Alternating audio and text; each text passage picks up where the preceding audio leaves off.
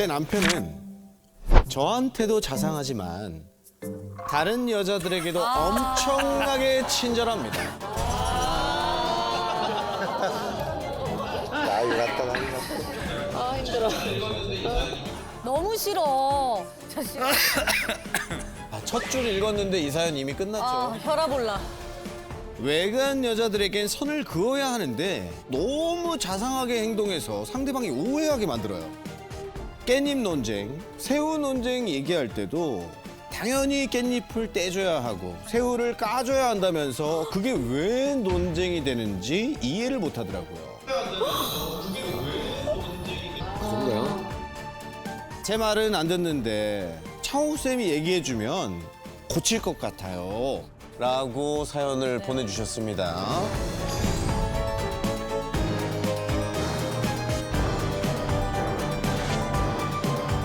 오, 저기, 어유 커플티를 또 입고. 그러게. 남편분께서 모든 여성분에게 좀 자상하시다라고 말씀을 해주셨는데 어떻게 행동을 하시길래 그렇게 생각을 하셨는지.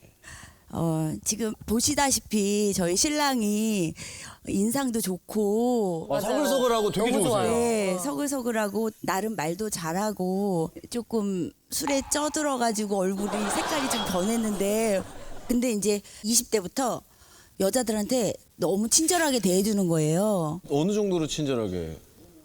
스킨십 하는 거는 기본이고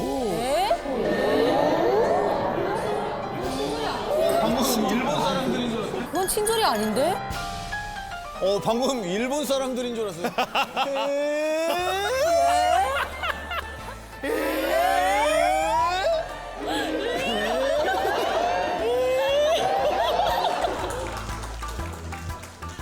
물론 기본적으로 술이 문제예요. 술이. 맨정신에는 정말 예의 바르고 깍듯해요. 근데 이제 일단 술만 먹었다면 사람이 이렇게 바뀌어요. 다른 사람으로. 막 스킨십하고 손잡고.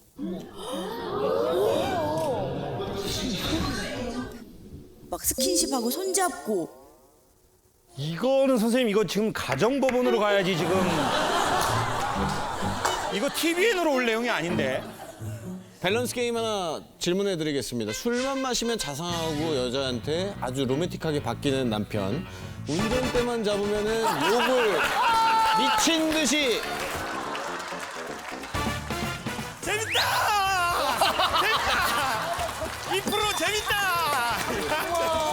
아주 거칠게 하는 남편. 운전이 아무래도. 야 이거 어렵다. 안 고를란다. 그러다가 이제 나이가 먹고 이제 자기의 그 퀄리티가 점점 떨어지니까 동창회를 나가는 거예요. 동창회를. 동창회. 네네. 한간에는 이제 남자들이 산악회, 동창회 이렇게 나가지 말라고 하잖아요. 네. 그런데 이제 동창회를 나간다고 하니까 제가 반대를 했죠. 그래서 몇 년 전부터 이제 몰래 다니기 시작을 하더라고요. 몰래요? 야. 이거 진짜 가야 되는 거 아니야? 가정법원? 근데 이제 어느 날 신랑 핸드폰에 잠금 장치가 없거든요. 우연히 사진첩을 봤더니 여자들 남자들 이렇게 2대2로. 짚라인을 탄 거예요.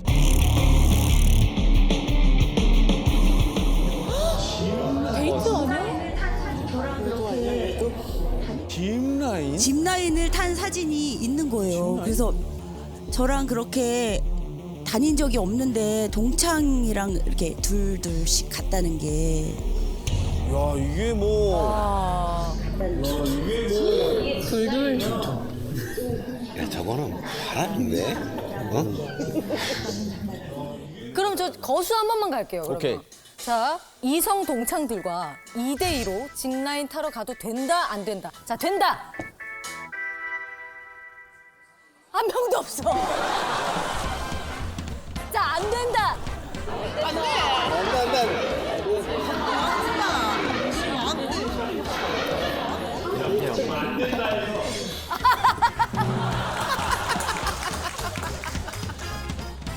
아니 근데 모든 여자분들한테 왜 이렇게 자상하신 거예요? 아니, 약간 오해예요. 그렇진 않고요. 좀 20대 만나다 보니까 저희 친구들하고 이제 와이프 친구들하고 같이 이제 합석 자리도 많고 그러다 보니까 자연스럽게 그냥 나이도 비슷하니까 자연스럽게 이제 스킨십이 된 거 뿐인 거예요. 그게 어떻게 보면. 본인이 인지하시는 정도의 스킨십이 어느 정도? 그러니까 놀러는 가되 여자랑 가는 거는 좀 아니지 않느냐. 도가 지나치지 않느냐 이거죠. 그렇죠, 그렇죠. 그걸 뒤집어서 생각하면 되잖아요. 그러면 아내분께서 동창회 나가서 다른 남성분들과 짚라인을 타면서 할 때 손을 무의식적으로 이야기하면서 막 이렇게 잡으면서 얘기한다. 똑같은 행동을 아내분께서 하셔도 다 이해하세요? 저는 가능하다고 봐요. 제가 생각하기에는. 말 안 하고 가도 됩니까? 저는 그렇고요. 와이프는 이제 얘기했으면 좋겠다. 나쁜 남자고.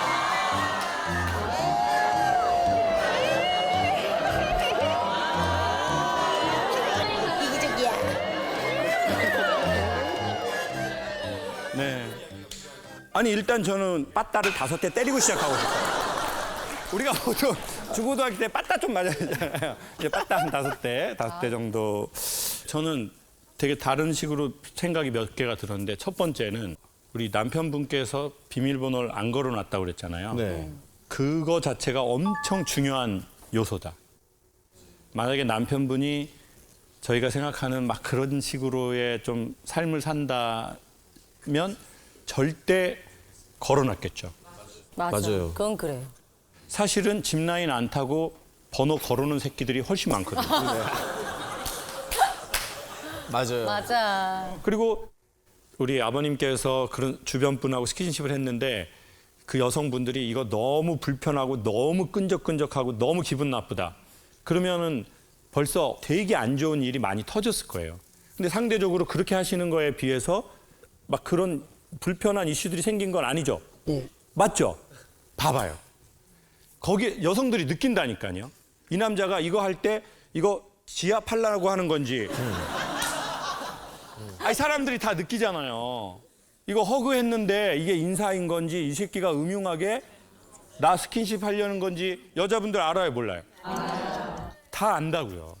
그래서 제가 생각하는 뭐 두 번째 포인트는 뭐냐면 이제 우리가 사실 원인을 알아야 되잖아요. 그렇죠. 어려서 성장 과정에서 사랑을 매우 많이 받았거나 아니면 사랑에 대해서 많은 결핍을 느꼈거나 예전에 좀 외로움을 많이 탔던 것 같아요. 항상 부모님이 항상 밖에서 일을 하시니까 제가 계속 혼자 있었어요. 이제 원래 고향이 성남인데 학교를 서울로 다녀서 겨울에 되면 집에서 제가 등을 켜야 돼요. 해가 일찍 지니까. 그래서 지금 가면 항상 혼자 있었어요. 네, 그러니까 유년 시절까지 그걸 좀 많이 느껴서 좀 외로움을 많이 탔던 것 같아요. 그때 외롭다는 걸 부모님한테 얘기한 적 있어요? 그때는 부모님 세대가 40년대생들 분들이라 살갑게 얘기할 그런 세대는 아니었었어요. 소외받은 아이들 세대. 제가 왜 이 말씀을 드리냐면 제가 선생님하고는 조금 다르지만 엄마가 저를 늦게 낳고 그리고는 엄마가 저를 낳아서 모유 수유를 그때는 했잖아요. 막 분유가 좋지 않아서. 근데 엄마가 그때 이제 폐렴에 걸리셨대요. 그래가지고 모유 수유를 할 수가 없는 거예요. 그래서 다른 어머니들 친구 또래 그 엄마들 있잖아요. 그 어머니들한테 젖동량을 보냈어요.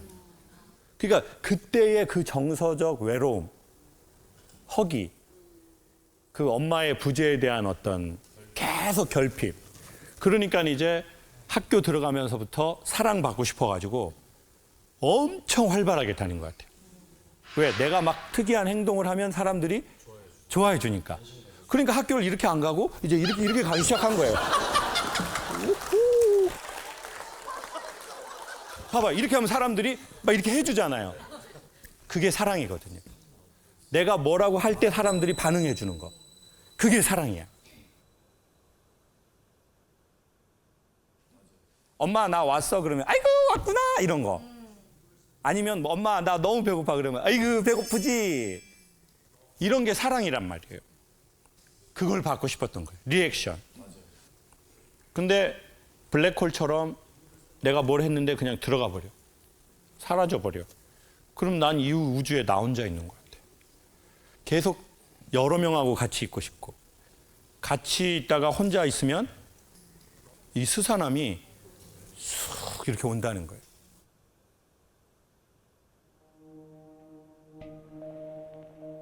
그러니까 선생님도 아시는 것처럼 그 남자아이가 진짜 원하는 건 스킨십의 이면일 거예요.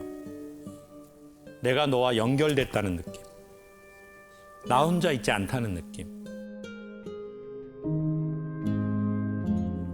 그래서 아버님께 여쭙고 싶은 건 우리 아내 되시는 분한테는 스킨십을 좀 자주 하는 편인 거죠. 네. 그러니까 저한테 하는 거는 뭐라고 안 하죠. 근데 뭐라고 안 하죠. 더 타고 올라왔으면 좋겠어요.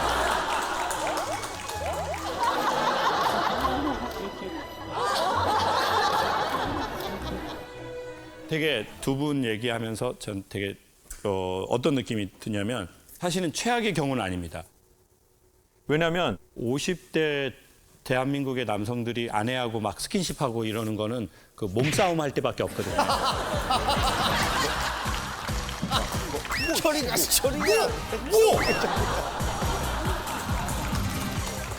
아니 근데 형님께서 농사 짓고 뭐 낚시하고 뭐 예를 들어 그런 거라면 그 마음 충분히 이해하겠어요.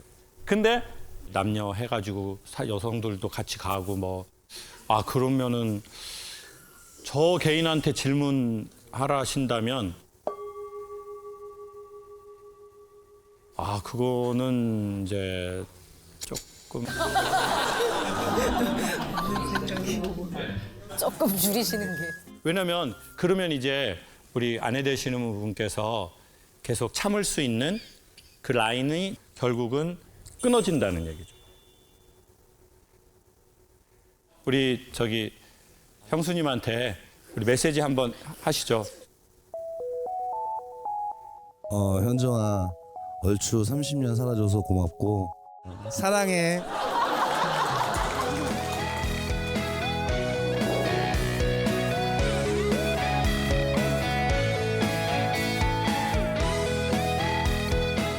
세 달 전 결혼한 30대 부부입니다. 저희 부부는 수제 햄버거집을 운영하고 있는데요. 최근 일손이 딸려서 처제가 아르바이트생으로 들어오게 됐습니다. 그런데 그것이 문제의 시작이었습니다. 왜?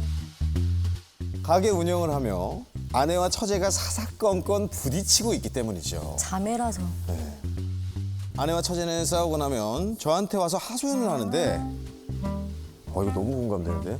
누구의 편을 들기도 참 애매한 상황입니다. 이게 왜 애매해? 너무나 다른 성향의 자매 사이. 저는 햄버거 팬티 마냥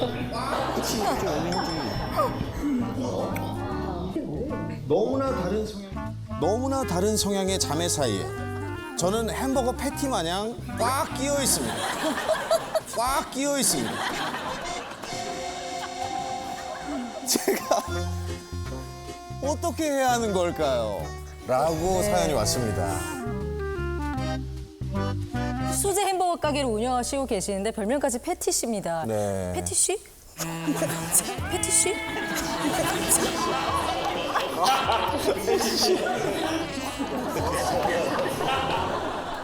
잠시만요. 김재민 씨 근데 오늘 잠시만요. 미쳤어요. 왜 그래요? 근데 마귀가 씌인 거예요? 뭐 귀신 들렸어? 미쳤나 봐. 왜 그러는 거예요? 패티님 어디 계세요? 여기.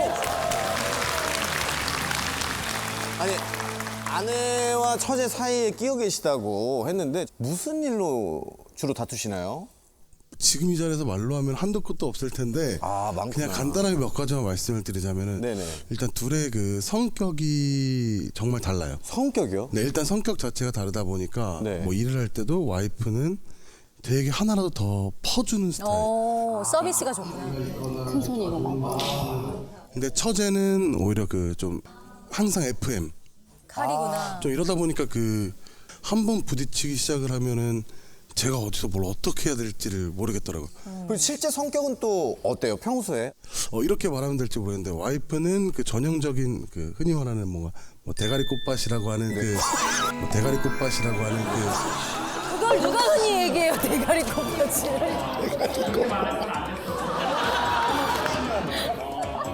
대가리 뭐라고요? 그냥 꽃밭입니다. 그냥 꽃밭입니다.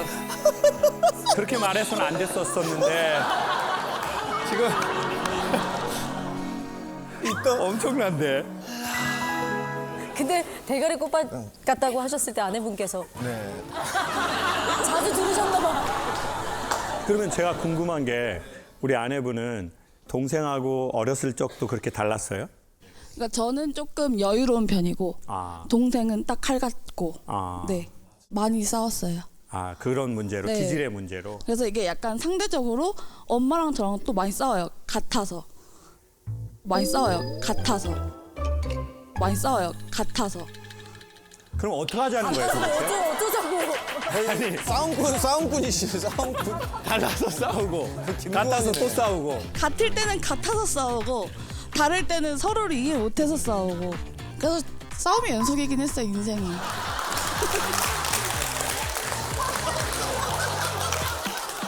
그런데도 그렇게 미소를 잃지 않는 이유가 있나요?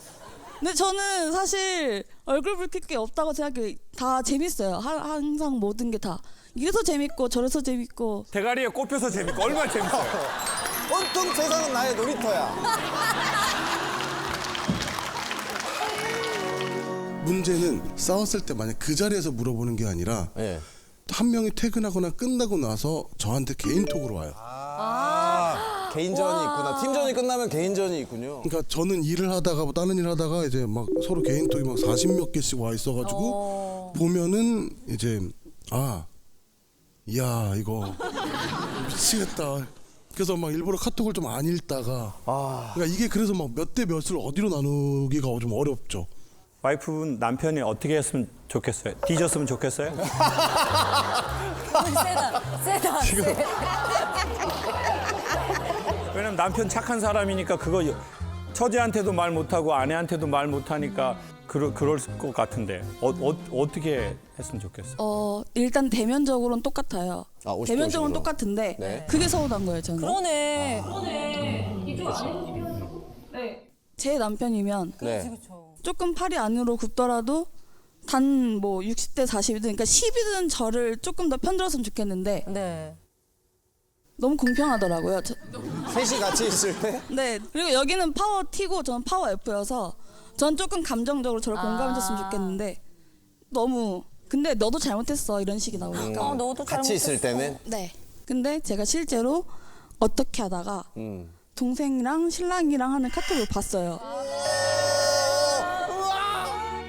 동생이랑 신랑이랑 하는 카톡을 봤어요.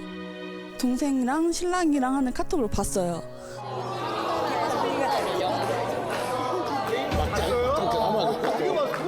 판도라의 상자. 개인전 봤어요? 어떻게 봤어? 그걸 왜 그건 열면 봤어요? 안 그러니까 돼. 제가 원래 아예 안 보는데 제 핸드폰이 꺼져서 그 서류를 보려고 켰다가 딱 그 화면이 켜져 있더라고요. 거기에 뭐라고 나와 있었어요? 그러니까 이제 제가 또 눈물이 많아서 걔 집에 오자마자 울더라? 이제 그런 얘기하고 이제 신랑이 너무 이상한 것 같아. 좀 특이한 것 같아. 동생이 걔 원래 그래요. 이렇게 하면서 넘어가더라고요. 근데 이제 제 입장에선 뒷담화인가 이거?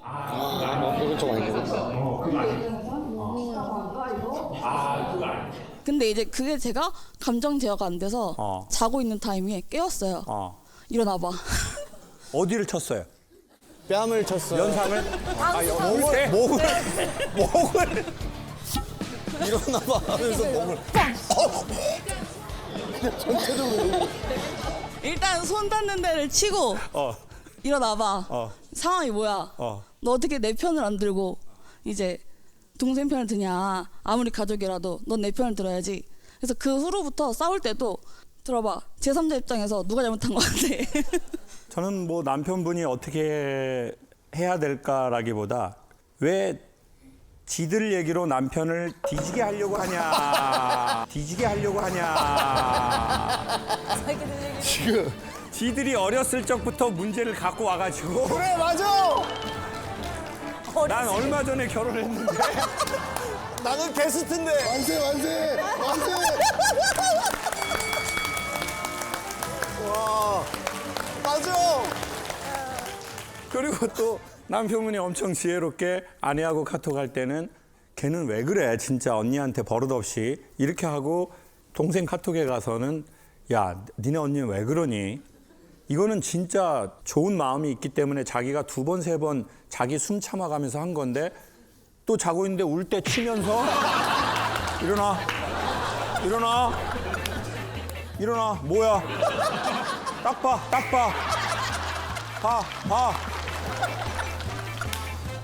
최소한 나한테 6을 줘야 돼. 너 지금 뭐 하는 거야? 지금 나 앞에서 쇼하고 여기서 지금 진실을 얘기한 거야? 나 진짜 열받아. 그거 어떻게 하라는 거야? 그 이 남자가 보기에 사실 옳고 그름을 따진 게 아니라 여러 번 생각을 했을 거 아니에요. 왜냐하면 여러분도 다 아시지만 그 경전에 그런 말이 있습니다. 모든 것이 가하나 모든 것이 유익하지 않다. 쉽게 설명하면 때로는 옳고 그름도 필요하지만 우리의 관계에 유익함도 필요하다. 그러면 이제 남편은 이제 숨을 계속 참아야 된다고요. 아내가 이렇게 말하면 숨 참고 그때 숨 되게 이렇게 딱 가슴 이렇게 된다고요. 그런데 또 처제한테 가서 또 처제가 뭐라 그러면 또 이렇게 돼. 왜 그대로 고스란히 얘기하면 둘이 또 다툼이 또 생기니까. 또 싸우니까. 그 지금 이런 상황인데 지금 뭐 남편이 어떻게 해야 되냐? 이거는 말이 안 맞죠. 지들이 어떻게 해야죠. 지들이 어떻게 해야죠. 그래. 둘이 해결해야지. 이제 제가 우리 여성분의 사촌 오빠라고 한다면 이런 말을 하고 싶어요. 결혼 너무 잘한 것 같다. 남편 너무너무 보기 좋고 진짜 이렇게 내 사촌 여동생을 소개해 주고 싶은 그런 남자다. 첫 마디가 그냥 보기 좋다. 첫 마디가 그냥 보기 좋다. 보기 좋고 결혼 너무 잘했고 우셔.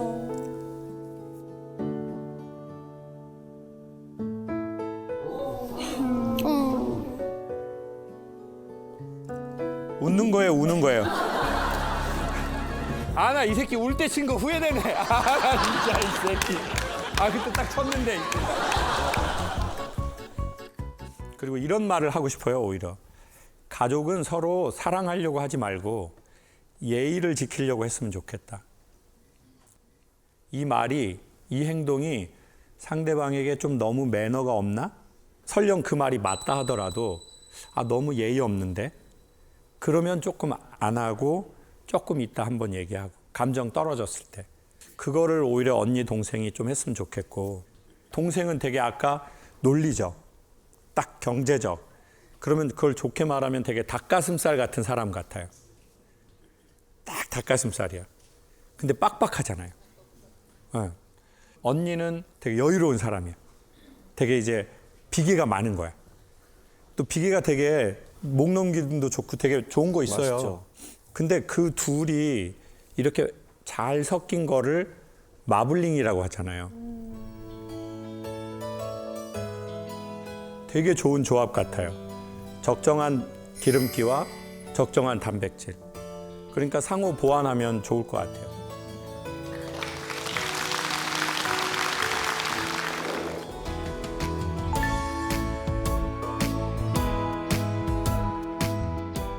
한 남편분의 SOS입니다. 집 정리 좀 안 했다고? 정신 못 차리네? 똑바로 안 하나? 라고 쏘아붙이고 공공장소에서 옆자리에 여자만 앉아 있어도 저한테 변태 새끼야? 라고 막말을 퍼부어요. 옆자리 여자 얼굴도 기억이 안 나는데 왜 이런 소리를 들어야 할까요? 저는 평생 이렇게 막말을 들으면서 살아야 할까요, 선생님? 아하. 라고 사연을 보내주셨습니다. 그럼 황재성 씨도 지금 그분 시선에선 변태이네요. 그렇죠. 여자 옆에만 앉아 있으면은 네. 이 정도 오해를 받. 이거 어떤 사연인지 지금 네. 어디 계세요? 반갑습니다. 네, 반갑습니다. 와, 덩치가 상당히 크시네요. 네. 아내 어떤 말에 그렇게 상처를 좀 받으시는지.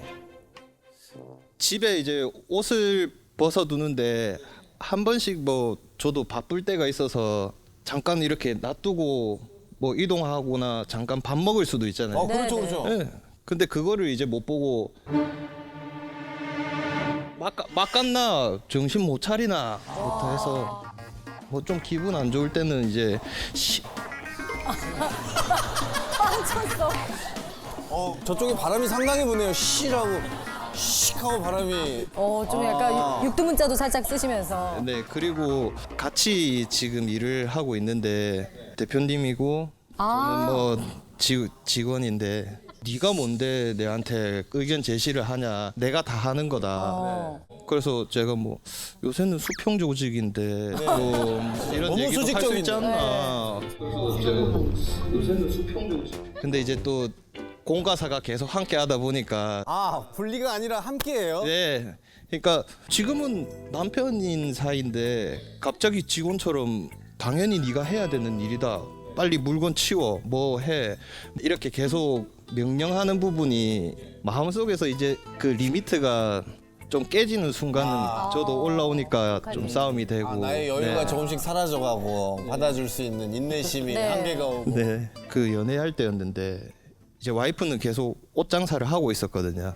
그래서 제가 이제 옷 장사를 도와주는 겸 해서 이제 제가 그냥 계속 여기 있으니까 와이프가 이제 한 날 지켜보더니 아니 니 뭐 기생충이냐. 아니 좀 일할 거를 빨리 찾아서 노가다라도 지금 하러 가든지 행동으로 지금 해라. 네 인생이 지금 여기서 무너진 거냐. 그러면은 아내분한테 상처 받을 때마다 좀 어떻게 극복을 좀 하십니까? 술을 먹는 걸 엄청 싫어하거든요. 그리고 친구들을 만나는 것도 별로 안 좋아해요. 그러면 친구 만나는 거 싫어하고 술 먹는 거 싫어하고 친구 만나면 거의 남자들은 술 먹는데. 그래서 이제 마음 터놓을 때가 저밖에 없는 거예요. 그래서 내 자신? 네, 제 자신. 내 마음을 나한테 털어놔야 돼. 그래서 이제 제가 제일 좋아하는 그 동네 이제 노포 거기 가가지고 이제 저 혼자 이제 소주를 먹으면서 회기를 하거든요. 이제 제가 뭘 잘못했고 이제 내가 앞으로 이런 일을 안 일어나기 위해서는 이렇게 해야겠다. 이제 내가 앞으로 이런 일을 안 일어나기 위해 TV가 항상 거기 켜져 있거든요. 이제 TV가 항상 거기 켜져 있거든요. 제 갈 때마다 선생님 쇼가 이렇게 나오고 있는 거예요. 야, 이거 무슨 운명이야. 그래서 이제 볼륨을 좀 키우고 이제 선생님이랑 이제 교감이 된 거예요. 한잔하는 것처럼. 예, 제가 저 혼자 3병까지 먹으면 이제 선생님 맞잖아요. 막 이렇게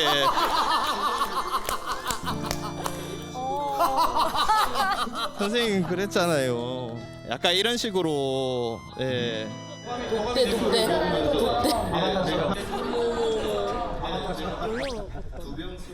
한때는 그냥 불러라 하시더라고요. 뭐야? 와이프를 불러라고 하시더라고요. 술이 취하니까 그냥 얘기를 하시는 것 같아가지고. 예. 3D 하면. 아니 그리고 지금 제일 궁금하고 이해가 안 가면서 흥미로웠던 부분이 여자 옆자리에 앉기만 해도 변태 새끼냐라는 말을 들으셨다고 했거든요. 김창옥 선생님 창원에 오셨을 때 강의를 들으러 갔었거든요. 와이프랑 결혼하기 전에.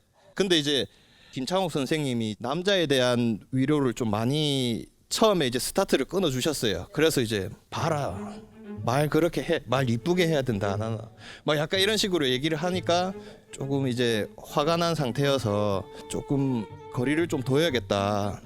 살짝 이동을 했고. 예, 살짝 이동을 했고 네. 그리고 진짜 위안을 받아서 저 혼자 약간 이 눈물이 고이고 눈물을 흘렸거든요.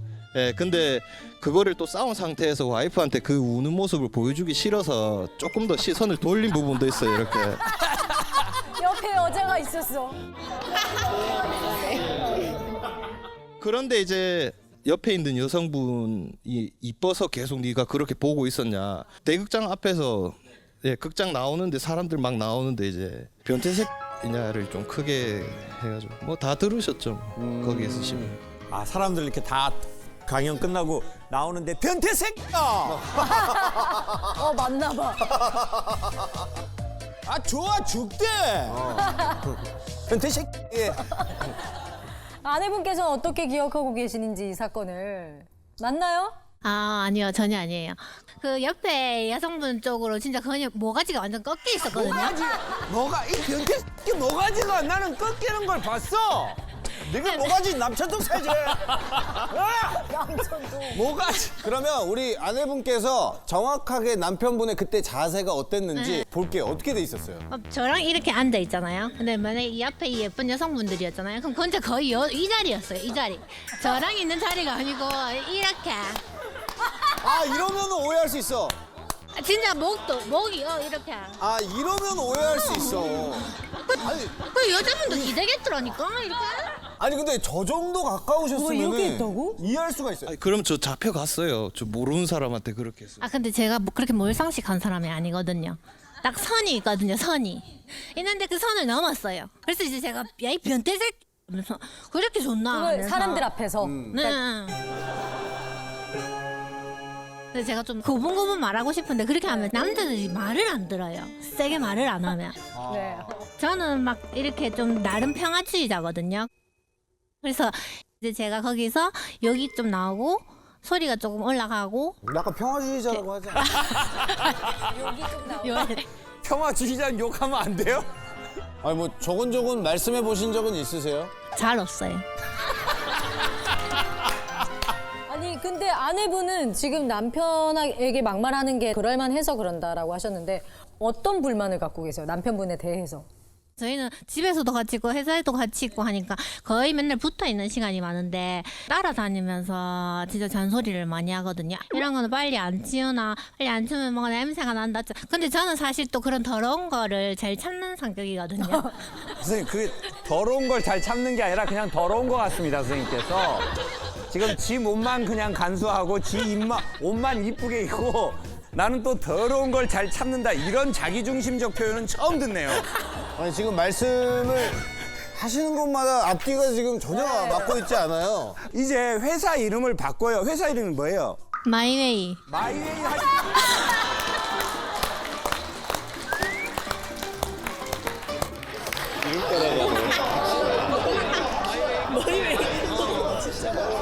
아이덴티티가 확실하다. 아니 아이덴티티가 확실하지 않습니까? 근데 저는 여러분 다 느끼셔서 아시겠지만 저도 이 사람 말하는 거에 조금 관심이 많은데 그 성경책에 보면 이제 그 천지 창조라는 게 있잖아요. 천지를 창조할 때 뭘로 천지를 창조한다고 말하는지 혹시 아세요? 말씀. 말씀으로. 말로 창조가 시작된다고 해요. 공간이 시작되는 것도 말로. 빛도 말로. 근데 저는 그게 최근 들어서 진짜 그런 생각이 드는 거예요. 이게 맞는 말 같다. 사람의 관계도 딱 말로 딱 창조가 되는 게 있어요. 되게 힘들 때에도 어떤 말로 그 사람이 딱 대할 때 그 말해주는 거 있잖아요. 그러니까 어떻게 우리가 딱 누군가에게 딱 말할 때 그게 내 안에 마음의 공간이 딱 창조되는 게 느껴져요. 그리고 저 사람이 뭐라고 딱 말할 때 마치 스위치를 탁 킨 것 같아. 그리고 그 안에 되게 다양한 것들도 말로 딱 창조가 돼. 근데 아까 이제 그 말 표현 중에서 그렇게 느낀 거예요. 저는 제가 좀 지저분한 뭐 그런 게 있어요. 이게 아니라 저는 지저분한 걸 잘 참거든요. 이거는 제가 미국에서도 못 듣고 제3세계에서도 한 번도 들은 적 없는 그 언어 사용법이거든요. 이거 상당히 독특한 거야. 그러면은 이게 되게 어떤 의미인 것 같냐면 우리 모두는 그럴 수밖에 없지만 아주 이렇게 우리가 우리 중심적 언어를 쓰고 있다는 거죠. 옷도 선생님 이런 거 있잖아요. 옷도 관심 갖고 예쁘게 입으려면 예쁘게 입을 수 있다. 있어요. 맞아. 옷도 관심 갖고 예쁘게 입으려고 하면 예쁘게 입을 수 있어요. 몸매도 예쁘게 가꾸려고 하면 가꿀 수 있어. 근데 어떻게 보면 우리가 제일 그거 하지 않는 건 말을 예쁘게 하는 건 거의 노력을 안 하는 것 같아요. 노력하지 않으면 부모에게서 받은 언어대로 산다는 거예요. 그리고 그 언어가 우리 삶의 실질적인 공간의 창조를 한다는 거예요. 여기서 말하는 천지창조는 신앙적 천지창조가 아니라 사람의 실질적인 관계의 공간, 다 언어에 의해서 창조가 되기 시작한다는 거예요. 그러니 세상을 위해서나 남편을 위해서, 나 자신을 위해서 말을 3개월, 6개월, 1년만 우리가 선택해서 해보자는 거죠. 그래서 억지로라도 조금 해보고 말을 좀 예쁘게 옷 입으려고 하면 입을 수 있는 것처럼 말도 조금은 예쁘게, 그러면 좋을 것 같습니다.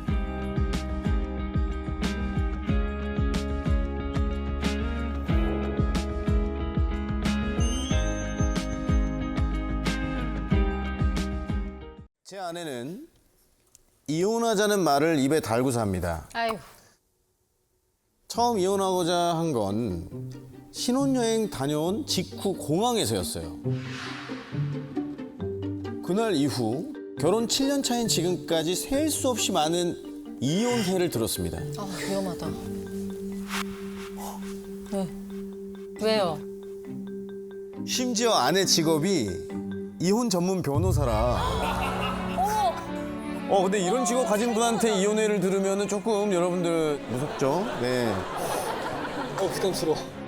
협박 아니야?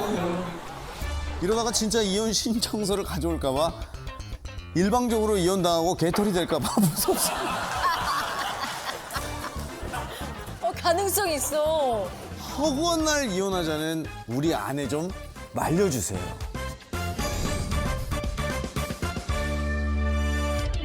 야, 지금까지 사연 중에 역대급으로 지금 궁금한 사연입니다. 어디 계십니까? 오, 저쪽에? 나 저분인 줄 알았어. 아까부터 여성분 포스가 네. 누가 봐도 변호사 느낌이 있어. 아내분께서 얼마나 자주 이혼하자고 하시는 거죠? 그렇게 자주는 아니고요. 한 달에 한 번 정도 이제. 한 달에 한 번이요? 그러면 자주인데? 자주 같은데. 우린 그걸 자주라고 생각해. 근데 신혼여행을 다녀온 직후에 공항에서 처음 이혼하자는 소리를. 그게 지금 저도 이혼하자는 얘기만 기억이 나지 왜 뭐 때문에 이 얘기가 나왔는지를 모르는 게 문제. 아, 이유를 못 들으신 거예요? 아니면 들었는데 지금 기억이 잘 안 나시는 거예요? 들었는데 기억을 못하는 것 같습니다. 저는. 안 돼. 안 돼! 이것도 이혼삼이야! 이것도 이혼삼이야! 뭐 이렇게 사유가 안 많아요. 돼! 아, 네. 네, 안녕하세요. 이혼 전문 변호사. 이제 아내입니다. 아, 네. 이제 신혼여행을 저희가 하와이를 갔는데 렌트를 했거든요. 7일 렌트를 하면 이제 가서 7일치의 보증금을 이제 카드로 긁어요. 맞아요. 네, 근데 남편 명의 카드로만 긁을 수 있다고 하더라고요. 네. 그래서 딱 긁었더니 승인이 안 나는 거예요. 왜? 한도가 안 돼서. 네, 근데 이제 그거를 저희 어떻게 보면 저희 부부에게 처음으로 이렇게 다가온 어떤 그 문제 해결을 해야 돼. 그렇죠. 갈등의 순간이 딱 왔는데. 난관. 네. 근데 남편이 이제 거기서 약간 좀 짜증이 딱 폭발을 하면서 이게 왜 안 돼? 네, 안 돼 하면서 이제 되게 심각해지고 네. 나한테 왜 너는 운전면허증을 가져오지 않아? 라고 얘기를 했어요. 운전면허증을 가져오지 않아? 라고 얘기를 했어요. 남편분 기억이 나요? 형제님, 이제 정신이 들어요? 이제 들어요? 생각났어? 아, 이제 나왔어. 환자분이 기억이 돌아왔어요. 됐다. 그래서 저는 그 상황에서 제가 가서 그러면 혹시 다른 방법이 있냐? 그러면은 4일치 끊고 3일치 끊으면 어떠냐? 그러니까 그건 된다는 거예요. 근데 4일치에 대한 것도 딱 되더라고요. 그래서 제가 기지를 발휘해서 그렇게 이제 문제 해결했어요. 근데 그러고 나니까 사실 마음이 상하잖아요. 이제 문제가 있었는데 약간 내 탓을 하는 모습을 봤을 때 거기 너무 충격을 받은 거예요. 그런 모습을 못 봤구나. 약간 거기서 이제 나랑은 좀 다른 사람인 것 같다라고 생각을 해서 이제 돌아오는 비행기에서 이제 머리를 이렇게 정리를 했죠. 이렇게 쿨다운을 시키면서 그때 저희가 이제 혼인 생활을 그러니까 이렇게 뭐 예식이나 이런 거 준비하기 위해서 모아둔 통장이 있었는데 그 절반 금액을 딱 정산해서 이체를 했어요. 아 진짜요?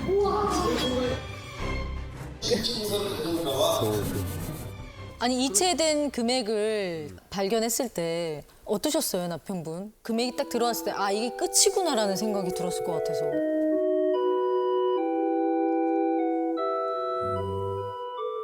지금 그거 생각 안 나죠? 지금은 생각이 안 나면 너무 예전이라 지금.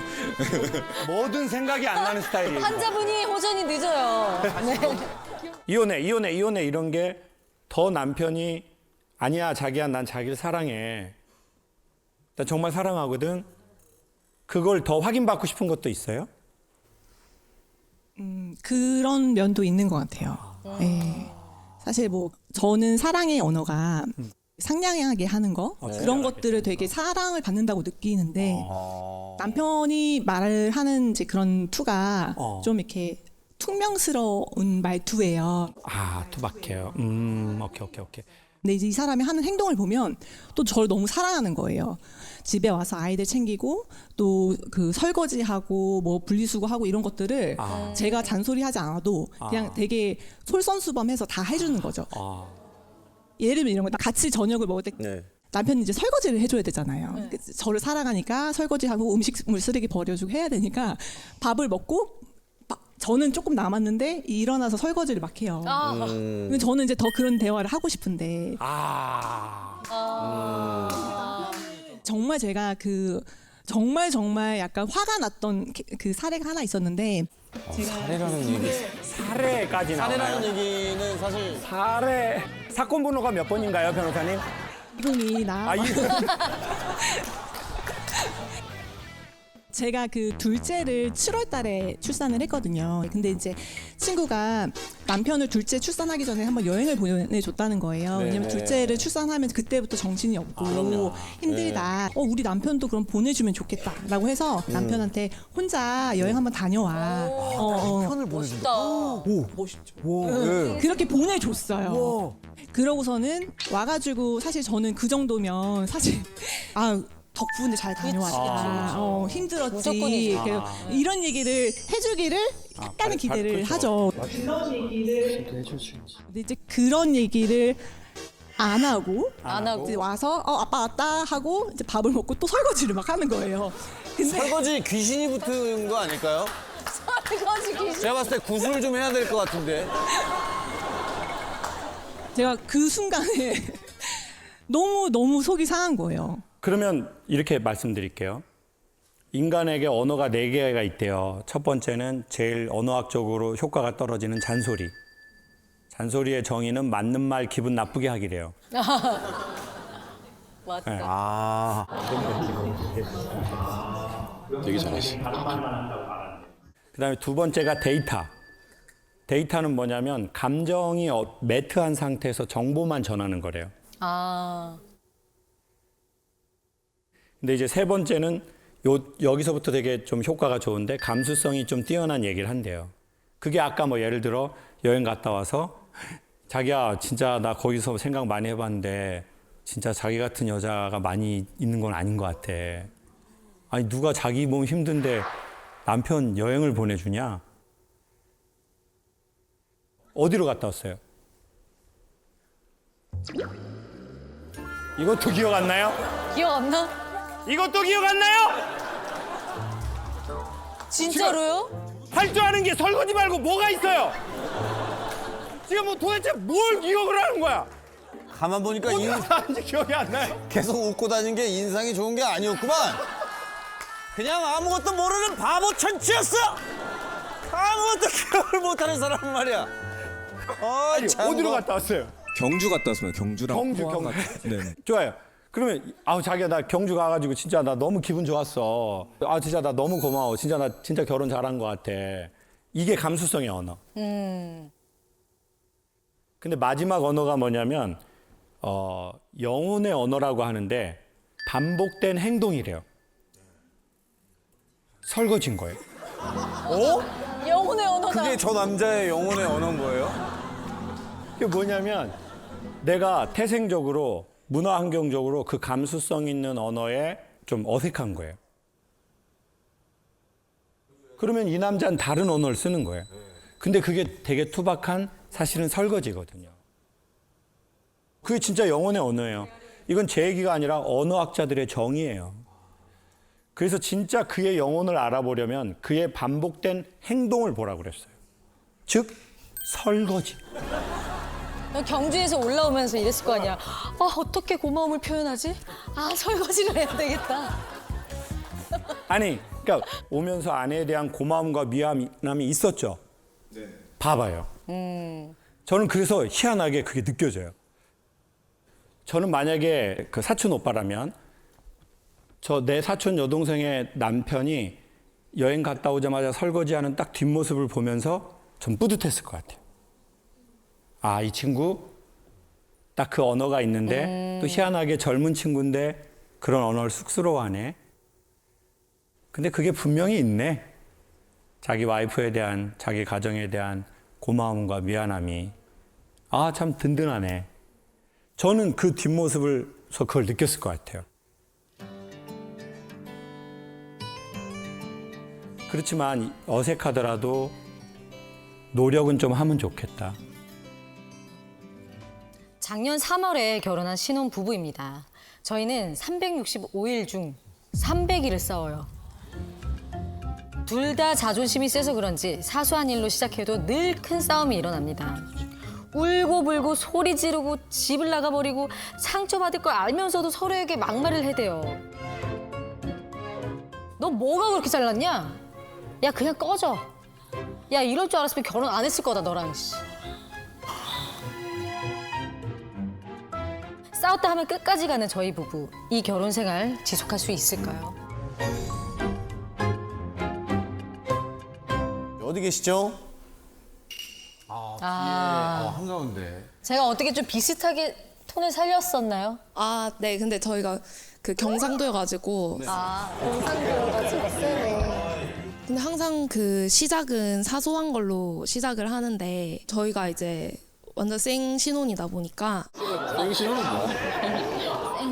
결혼한 지 한 이제 1년 조금 넘었으니까 처음에는 그 수건 같은 거나. 수건을 어떻게 써? 저는 이제 한 번 쓰면 무조건 빨래통에 넣어야 되거든요. 네. 남편은 한 번 더 쓸 수 있지 않나 고 걸어둬요, 안에.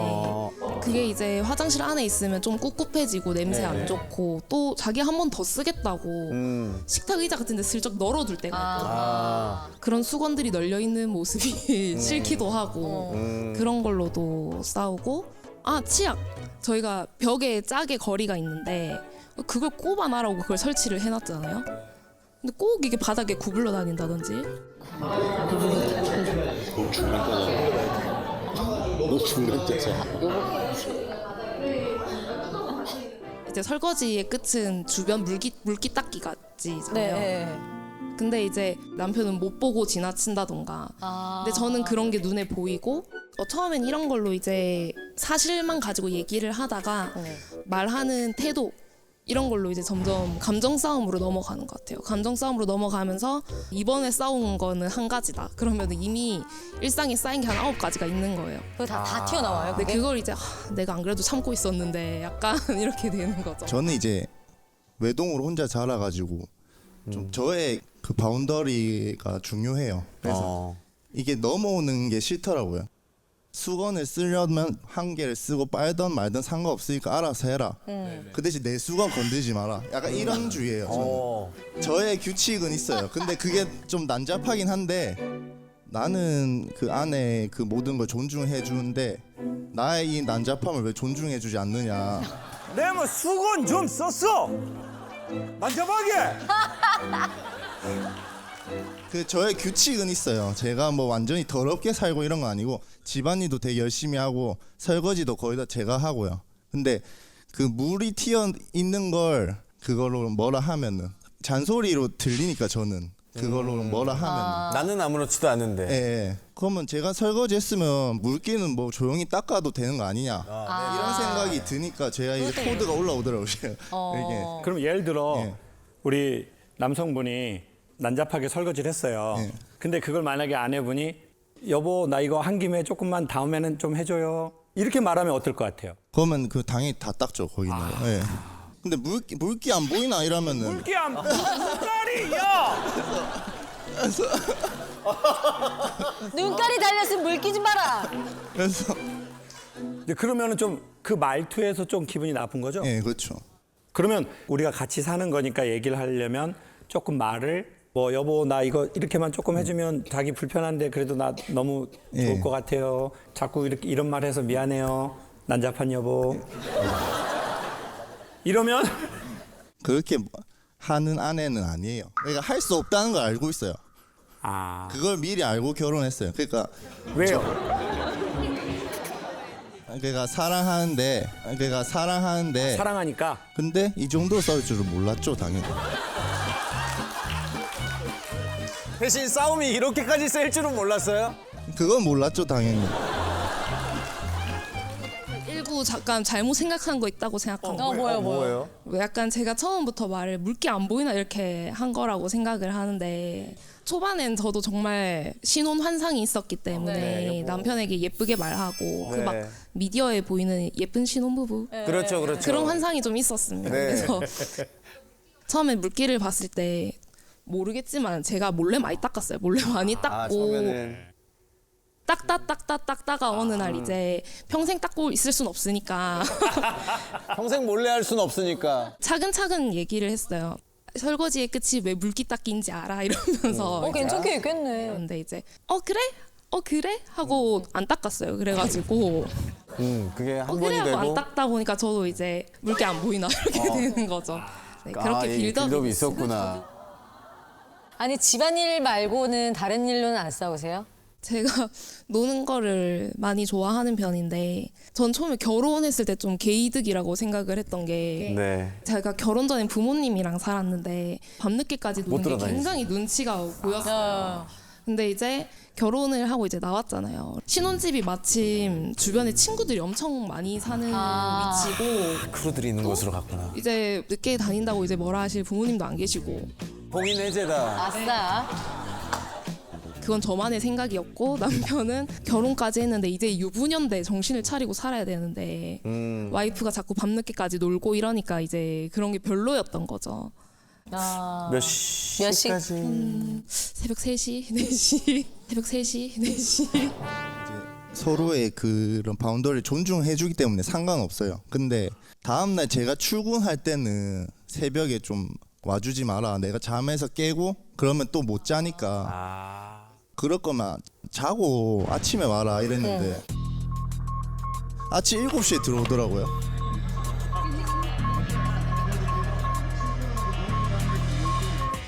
지금 우리 여성분 사실 지금 빠따 맞아야 되거든요.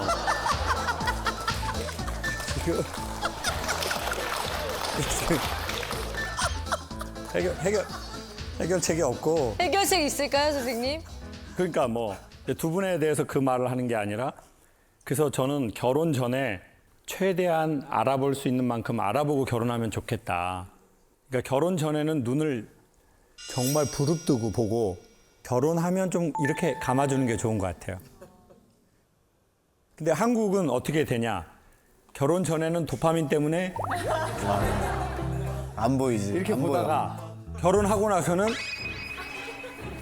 약간 이렇게 보는 느낌인 거죠. 사실 이게 바뀌었으면 좋겠는데. 근데 쉽지 않아요. 그리고 부부는 언어의 궁합이 중요한 것 같거든요. 언어의 궁합이 중요하다는 건 말을 어떻게 하느냐가 아니라 생활 패턴이 어떻고 행동 패턴이 어떻고 반응 패턴이 어떤가. 내가 이런 얘기를 했을 때 수용성이 있나. 그리고 기분이 나빴을 때 말투가 어떤가. 뭐 이런 너무 일상적인 거잖아요. 이런 걸 최대한 많이 경험해 보고 결혼을 진행하면 어떨까. 그리고 또 하나는 누가 연합을 잘하냐면 전 딱 두 가지라고 생각하는데 첫 번째는 홀로서기 한 사람. 두 번째 자기 안에 여유의 공간을 좀 갖고 있는 사람. 그러니까 한복 같은 사람이 있고 양복 같은 사람이 있대요. 양복은 입체적인 옷이래요. 양복은 여기에 이렇게 입체적이잖아요. 근데 한복은 평면의 옷이래요. 한복은 도포자락 같은 거 펼치면 거의 평면이거든요. 그래서 한복은 입는 거라고 안 하고 두르는 거라고 한대요. 이렇게 두르잖아요. 두루마기. 아, 그래서 두루마기구나. 그러니까 살이 어느 정도 쪄도 평면이니까 얘가 여분이 있어요. 근데 양복은 입체니까 내가 여기서 쪄버리잖아요. 그러면은 불편한 거예요. 즉 결혼도 사람과 옷 같은 느낌인데 이 사람 좀 변했어. 사실은 근데 이 사람 변한 게 아니라 원래 그 사람이었거든요. 남자도 원래 그 남자였어. 그때 도파민 나올 때 잠깐 막 게임하고 놀아준 거예요. 그냥 막 미쳐가지고. 근데 이제 도파민 안 나오니까 아우 힘들어. 나도 좀 고요하게 충전했으면 좋겠어. 그러면 여자 입장에서 이 남자 지금 변한 거잖아요. 근데 내가 평면적인 옷이야. 이 남자 이렇게 감쌀 수 있다는 거죠. 안녕하세요. 저희는 결혼 15년 차 주말 부부입니다.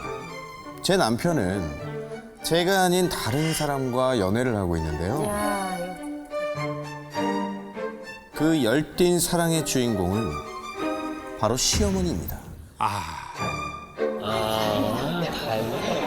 또 다른 여자라고.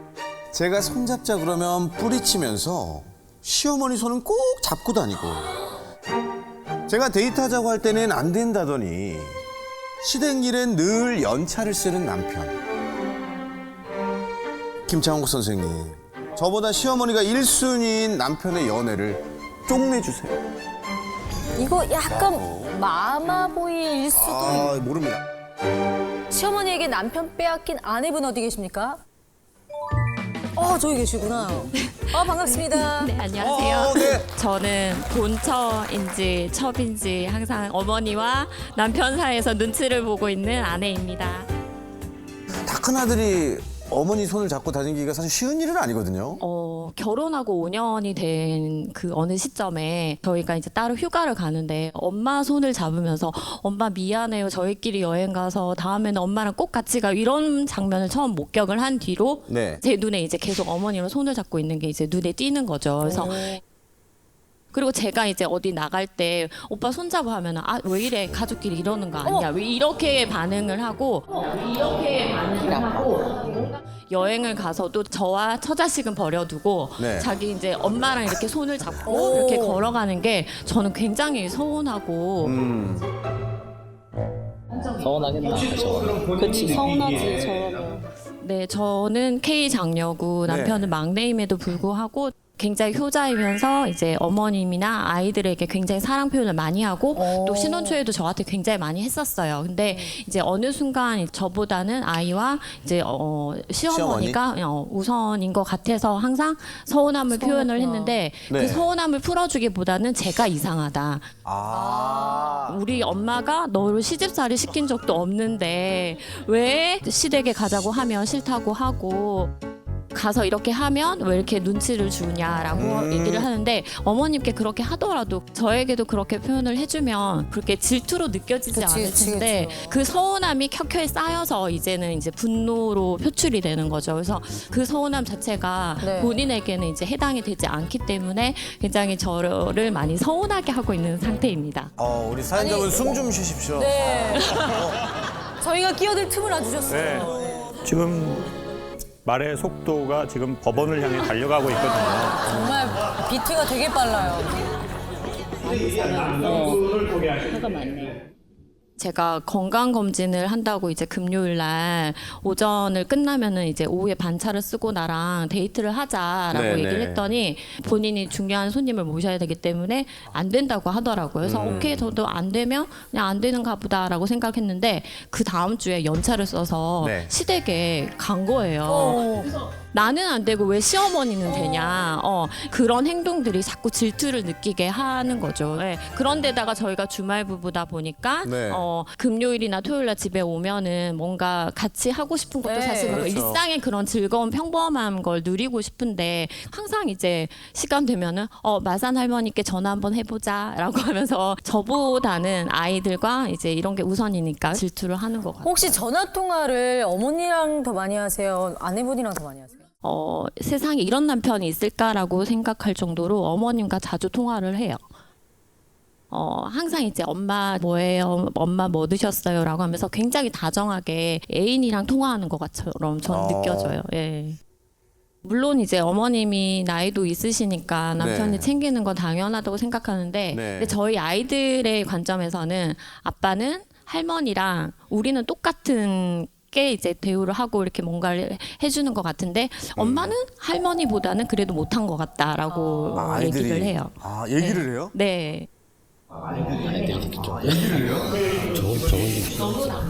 아, 우리 남편분의 이제 이야기도 좀 들어봐야죠. 집사람이 서운한 거는 사실 여러 번 이야기했으니까 제가 알고 있는 부분이었고요. 네. 근데 그 너무 좀 과장이 좀 많은 것 같아가지고. 또 과장이 어떤 부분인지 그 살짝 예를 들어볼 수 있을까요? 들어서 뭐 전화 통화. 네. 뭐 이야기를 하시는데 하루에 한 번, 두 번 뭐 이렇게 하는 게 아니고요. 일주일에 한 번, 두 번 이 정도 할까? 한 번 정도 하고 있고요. 연차는요? 연차는 제가 정확하게 기억은 안 나는데 네. 아마 뭐 가족 모임이 있었을 것 같아요. 아니 그 아내분도 가족이잖아요. 아 집사람은 그때 또 지금 공지 몰랐어. 종합 검진 끝나고 데이트할 수 있었잖아요. 여기가 검찰입니까? 왜 그러세요? 왜 지금 수갑쳐! 이 스토리가 너무 재밌습니다. 계속해 주십시오. 감사합니다. 저희 그리고 뭐 손을 안 잡는다든지 그렇게 하지 않고요. 자연스럽게 하거든요. 근데 아마 그게 충격적이었나 봐요. 뭐가요? 가족 여행을 부모님 모시고 갔는데 그때 어머니를 손을 잡은 게 아니라 정확하게는 제가 부축을 해드린 거죠. 부축을 해드렸다라는 개념인데 의견이 다르다. 예, 마침 그때 제 옆에 아버지가 계셨으면 제가 아버지 손을 잡았을 거예요. 우리 아내분은 이렇게 절레절레 저으셨거든요. 사람이 살다가 시간이 천천히 가는 때가 있대요. 그게 언제냐면 우리 여성분들 다 뭐 경험해 보시잖아요. 예쁜 옷 입고 로타리에서 자빠져 본 적 있잖아요. 있죠. 그때는 시간이 되게 천천히 간다고요. 시간의 개념은 뇌가 1초에 찍는 사진의 매수래요. 그때는 왜 시간이 천천히 가냐면 사람의 뇌가 살다가 힘든 날은 시간을 늘려서 확대해서 기억하려고 한대요. 그러니까 아내가 너무 자존심이 상하거나 화가 나거나 섭섭했을 때는 시간이 천천히 가면서 그 상황이 확대하고 선명하게 보였을 거예요. 남편이 어머니의 손을 잡았을 때 내 손을 뿌리치고 잡았을 아내 눈에는 때. 그렇게 보였어. 엄마 어디 불편한 데는 없으세요? 근데 남편은 사실 그렇게 한 거 아니야. 남편은 그냥 이렇게 어머니 가셔요. 이렇게 갔을 거야. 근데 아내는 지금 내 삶에 너무 난 조금 기분이 안 좋은 때야. 남편의 사랑을 뺏긴 것 같고. 그러니까 그게 너무 확대돼서 보이는 거죠. 그리고는 그걸 더 선명하게 자기가 정의를 내리려고 그래요. 맞아. 한두 번이 아니야. 그렇게 되면 어떻게 되냐면 남편분한테도 말을 더 따다다다다 할 수 있다고요. 쏘아붙이게 돼. 그러면 이제 남자분들이 보통 아내가 그렇게 말하는 느낌을 좋아하는 사람은 거의 없어요. 아내가 말을 빨리 하는 걸 좋아하는 남자는 거의 없어요. 화는 주로 빨리 내거든요. 근데 최고로 화가 났을 때는 오히려 거꾸로야. 알아서 해. 너무 무섭다. 이거는 최고로 화났을 때. 그래서 지금 아내는 이 화를 컨트롤할 수 있는 단계예요. 왜? 말을 막 빨리 한다는 건 최악의 상태를 말하지 않아요. 그러면 어떻게 하면 좋겠냐? 현실적으로. 남편이 아내분이 원하는 만큼 갑자기 잘하시지는 않을 거예요. 그건 솔직히 현실적으로 어려워요. 근데 내 마음이 조금 좋은 이 세팅감을 잡잖아요. 그러면 남편이 나한테 잘하는 건 조금 더 잘 보이고 남편이 나한테 섭섭하게 한 거는 조금 쑥 하고 지나갈 거예요. 이 방법 하나. 그리고 또 하나 정말 우리 아내분께 추천드리고 싶은 건 지금은 괜찮아 보이지만 계속 남편에게서 너무 그 사랑을 이렇게 계속 보고 있으면 결과는 오히려 더 어떤 식으로든 안 좋아질 확률이 높을 것 같다. 그러니 너무 남편 바라기를 하지 말고 한 20% 정도는 나 자신을 바라보는 방향으로 바꾸면 어떠냐. 그러니까 아이의 엄마로서도 아니고 남편의 아내로서도 아닌 순수한 나의 이름 외에 20%는 내 에너지와 돈을 쓰는 거예요. 그리고 나서 남편을 이렇게 좀 봤으면 좋겠어요. 그리고 남편분 입장에서는 좋은 관계를 위해서는요, 조금은 하는 사람 입장에선 과장되게 해야 된다고 생각해요. 그러니까 아내한테 할 때 보통 남자들은 과장하게 하는 거 싫어하거든요, 한국 남자들은. 근데 아내한테 하실 때는 조금 내가 생각하는 내 자연스러움보다 오버해야 돼요, 사실. 그래야 상대방은 좀 알아듣더라고요. 그래서 막 남자가 막 오버하고 막 골반 춤추고 그러는 놈이 있거든요. 황씨.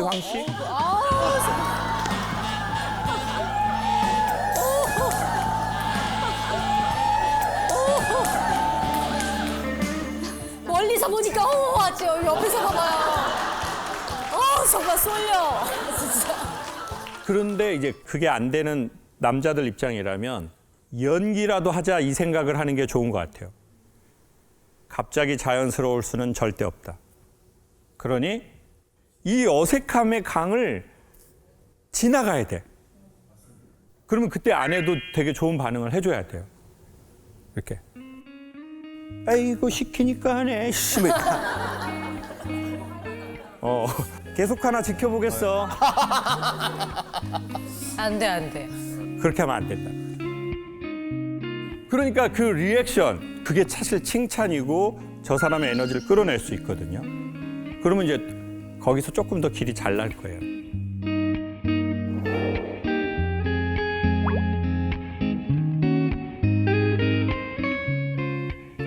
결혼 2년 차에 접어든 제 딸은 요즘 말로 인싸 그 자체입니다. 사람 좋아하고 술 좋아하고 점점점. 네, 대충 아시겠죠? 네.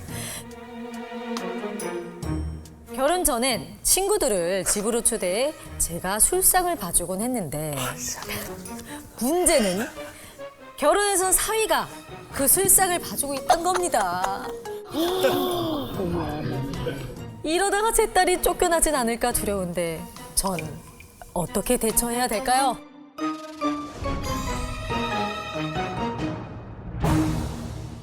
아니, 누구 술상을 누가 봐준다는 거예요? 사위가 아내 그 딸을 엄마가 봐주던 술상을 지금은 남편이 봐준다고요.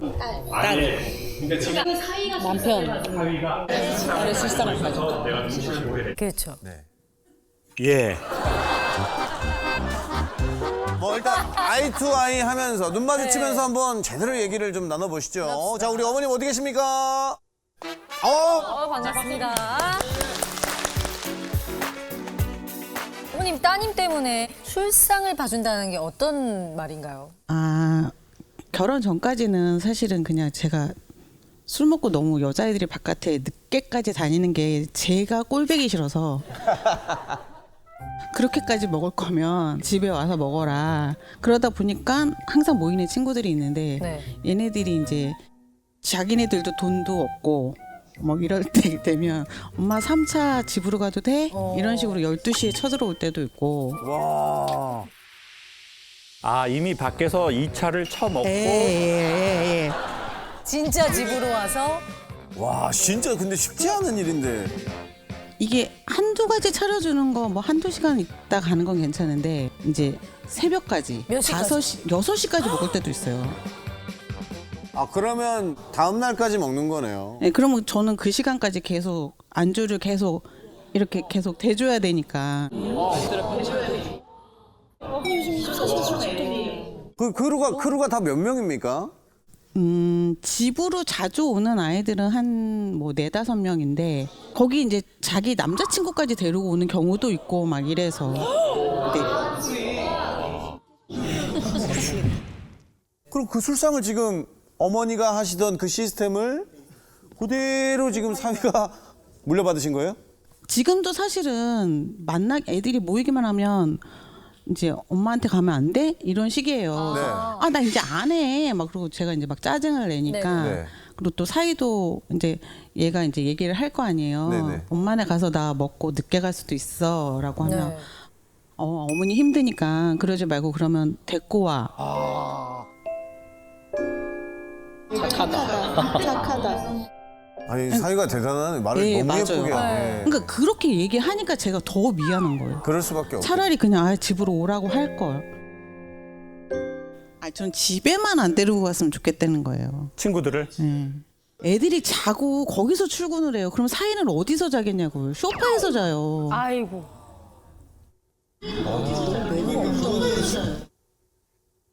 그러면은 사이분은 혹시 싫은 내색 하진 않으셨어요? 한 번도 한 적이 없어요. 근데 그게 진짜 본심인지 아닌지는 사실 모르는 거니까. 지금 어머니가 이렇게 하시는 얘기는 일부 오해가 있어요? 아니면 다 맞는 얘기예요? 솔직히 듣기에 본인이. 다 맞아요. 다 맞아요? 네, 맞아요. 아, 다 맞아요? 혹시 조금 약하게 얘기한 면이 없잖아 있나요? 그쵸? 그 술 먹고 많이 실수도 많이 하고. 어떤 실수를 해보셨을까요? 그것까지 말하면 진짜. 어머니 다시 마이크 어머니가 말해주세요. 아니 근데 그거까지 말하면 이제 너무 이미지가. 이미 지금도 안 좋아요, 이미지가. 지금도 이미지가 안 좋아. 시댁에서 알까봐. 시댁 알까봐. 그러니까 저희 사위가 너무 힘든 부분 때문에 술을 먹고 집에 올 시간 때까지 잠을 못 자고 애가 택시에서 내릴 때까지 아파트 앞에서 기다려서 내리자마자 숙취해소제 먹여서 집에 데리고 들어가고 집에 와서 토하면 그거 다 치워놓고 애 씻겨서 재워놓고 너무 착하다. 한석봉의 어머니 같네요. 간병인 수준이신데요? 헬렌 켈러 느낌. 헬렌 켈러. 그러니까 제 아들 같았으면 전 이혼시켰다니까요. 아니 선생님, 따님이 좀 쫓겨나지 않도록 좀 아니요, 쫓겨나야 돼요. 뭘 쫓겨나지 않습니까? 지금 쫓겨나야지 지금. 아니 근데 제가 보기에 되게 놀라운 거는 엄마는 딸이니까 무조건 할 수밖에 없잖아요. 내가 얘가 싫든 좋든 나 엄마야. 그러면 그냥 엄마는 그냥 하는 거야. 내가 뭐라 하면서도. 내 새끼니까. 근데 남자는 완전 객관적 존재잖아요. 남자는 절대 공짜 없거든요. 근데도 엄마처럼 따님한테 한다는 거는 그거는 진짜 이 여자를 진짜 사랑하는 거예요. 그리고 그 매력이 우리 아내 되시는 분한테 있는 거예요. 그러면 남편은 뭐라고 그래요? 그 애칭이 따구인데. 따구? 네, 볼따구. 싸다구 아니고요. 돼. 누가 사랑하는 사람 애칭을 싸다구로 짓는 사람이. 따구야 이렇게 해요? 우리 따구 왜 이렇게 이뻐? 왜 이렇게 귀여워? 그 살이 쪄도 나는 우리 따구 뱃살이 제일 좋은데? 막 이런 식으로. 자기가 더 좋아. 거짓말이야. 네? 거짓말이라고요? 이런 슬픈 부부도 있어요. 여러분 얼굴 못 보셔서 그렇지만 나중에 방송 나올 때 보세요. 되게 사랑스러운 그게 있어요. 맞아, 러블리예요. 러블리해요. 오히려 그렇게 술 먹고 그랬다는 게 저 안 믿길 만큼. 지금 30 넘었어요? 네, 31. 31 됐는데 한국에서 태어나서 31 된 여성분들 중에 이렇게 얼굴에 좋은 햇빛이 나오는 사람 솔직히 많지 않아요. 진짜입니다. 이랬건 저랬건 우리는 이게 막 있어요.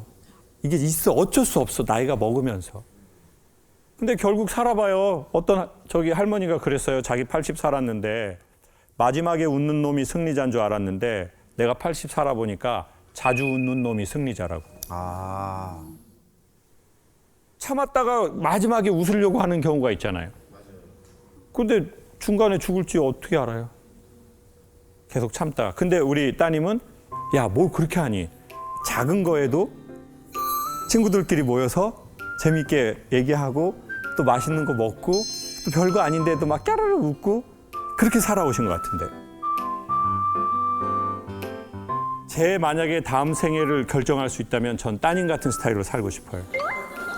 아, 저렇게 살고 싶다는 거지 저런 분과 결혼을 안 돼요. 나는 되지. 독신. 안 돼. 아, 무슨 말인지 알고. 결혼은 할 수 없어. 네, 그냥 아름다워 보여요.